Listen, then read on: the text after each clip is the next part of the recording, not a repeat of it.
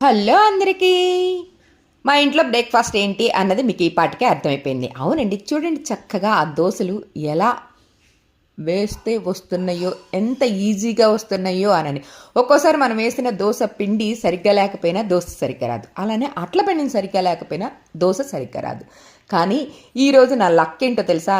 పిండి బాగుంది, అలానే అట్ల పెనము బాగుంది. ఇంతకీ ఈ చట్నీ ఏంటి చెప్తా. అలానే ఈ దోశ ఎన్నిటికి ఎన్ని కొలత చెప్పలేదు కదా.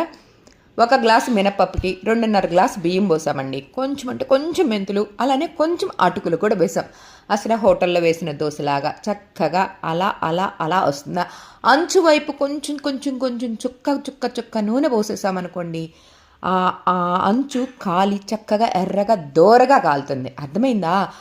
దోశ వేసిన వెంటనే ఆయిల్ వేయకుండా కొంచెం ఓపిక బట్టి ఆ తర్వాత దోశ వేడెక్కింది అన్నప్పుడు 4 వైపులా చుక్క చుక్క నూనె వేసేసి ఇదిగో ఇలా ప్లేట్లోకి తీసుకోవటం. ఆ తర్వాత చట్నీ, వేరుశనగపప్పు చట్నీ తింటే భలే ఉంది.